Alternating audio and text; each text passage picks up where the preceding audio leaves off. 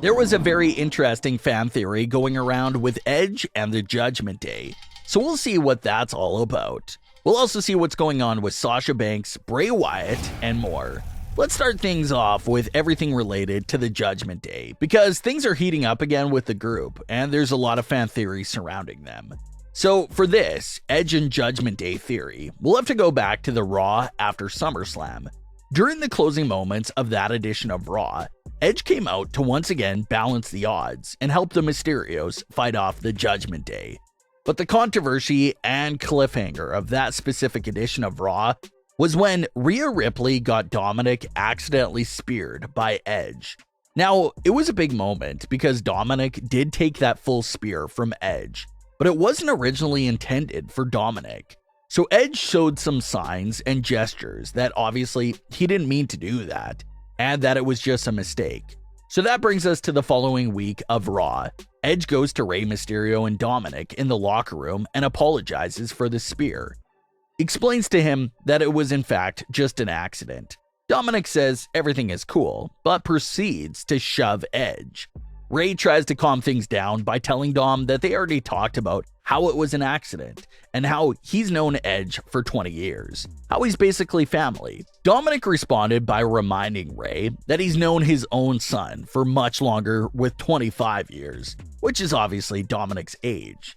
So it was a deep response by Dominik to remind Rey that he's known him longer than he's known Edge. So Dominik was just really offended to see Rey Mysterio take Edge's side and fully believe him. Dom proceeds to run off and can't be found anywhere until Rhea Ripley brings him out later on, beaten and bruised. But the part here that fans focused on was Dominik's lack of trust with Edge and that tension there in that backstage segment. What is Dominik basically trying to say? Is he saying that he doesn't trust Edge and believes that the spear was intentional? If that's what Dom is thinking, it does open up this crazy and bizarre question about if Edge could still be involved with the Judgment Day. What if, hypothetically speaking, Dominik was right? What if it wasn't an accident? You go back to Edge's spear on Dominik, and there's going to be people on two different sides. Some people that say it was an accident and that Edge just couldn't stop his momentum, and others say that it could have been intentional. What if Edge and Judgment Day planned all of this? And that brings us to the idea that fans are throwing around about if this entire situation with the Mysterios is just one giant scheme from Edge and Judgment Day. For Edge to sort of be working both sides and orchestrating this big plan because he wants to break the Mysterios up and get Dominik to join the Judgment Day. That entire idea does sound a bit intriguing and would be another big twist in the Judgment Day story. But it does sound a bit too unrealistic when you look at it from the bigger picture. Did Judgment Day really plan a fake beatdown on Edge and have him go missing for months, only as a trick to deceive the Mysterios? When you put it like that, yeah, it sounds way too goofy and silly to be a real thing. But it was a fan idea that everyone came up with once Dom showed that he didn't trust Edge. Maybe Dominik does in fact believe in his mind that it was a big scheme and that Edge is still working with Judgment Day. But that won't exactly be the case in reality. It seems like the real reason for Dominik's little lash out is to show the tension that's growing with his father and give the audience sort of a reason to side with Dominik. Rey did take a friend's side over his son's side, so you can see why that may upset Dominik. So maybe we'll continue to see this tension grow between Dominik and Rey until we potentially get that heel turn from Dominik. But until that heel turn and payoff happens, Dominik does raise a good question. Can we fully trust Edge and just forget about everything he was saying and doing a few months ago? Maybe the constant beatdowns on top of the ongoing frustration with his father gets so bad that maybe Dominik does consider joining the Judgment Day. Remember that this entire story arc started with the Judgment Day trying to recruit Dominik. So how insane would this be after all of this, it ends with Dominik actually joining them? Would be quite the insane ending to this story. And with the recent reference that Finn Balor made to Bray Wyatt, Fans also wonder if a spot in Judgment Day could be a return story for Bray Wyatt as well. So lots of buzz surrounding the Judgment Day. Will they recruit Dominik or Bray Wyatt? Could Edge still be in control? So many questions surrounding the faction. A big ongoing topic right now amongst the community is when we will see the return of Sasha Banks and Naomi.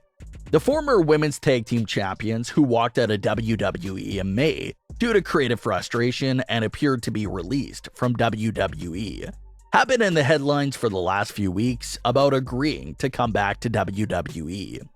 One of Triple H's main missions here towards the beginning of his creative reign was to reach out to the released and frustrated superstars in an attempt to smooth things over with them. He's already done that with quite a few stars, and reportedly, he was able to do it with Sasha and Naomi as well. But when will they make their actual return? Well, Triple H has been giving the audience a lot of surprises recently, so fans are hoping that Sasha and Naomi are one of those upcoming surprises. Sasha and Naomi weren't part of the bracket for the women's tag team titles, but the fans wonder if they can make their returns immediately after the new tag team champions are crowned. Maybe Sasha and Naomi have their titles with them and try to make the case that they're still champions. We've seen this exact situation play out a handful of times in WWE. It most recently happened in August 2020 when Sami Zayn returned with his Intercontinental title to confront Jeff Hardy, who was also the Intercontinental Champion.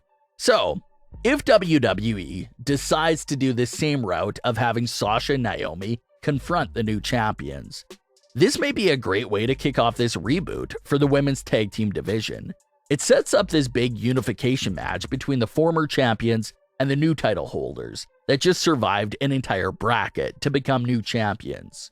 Both teams go at it, and we'll see one true set of unified tag team champions for the women's division. A lot of people expect Dakota and Sky to most likely win the entire tournament. So if we get that unification match, it'll most likely be Sasha and Naomi versus Dakota and Sky. Bayley even recently teased Sasha's return in a very tongue-in-cheek sort of way.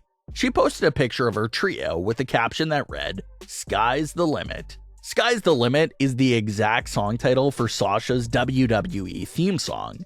It doesn't look like the finals for the women's tag team titles will take place at Clash, but considering how big and historic this show will be, fans feel like we have to get some surprises there as well. So maybe Clash is another decent spot for Sasha Banks and Naomi's long-awaited return. The news is out there that they'll be back with WWE, but it looks like Triple H and WWE may stretch out that return hype just a bit longer for Sasha and Naomi. But what are your thoughts on today's stories? Leave your comments below. Don't forget to subscribe with all notifications on, and leave a like if you enjoyed. Thanks for watching, guys.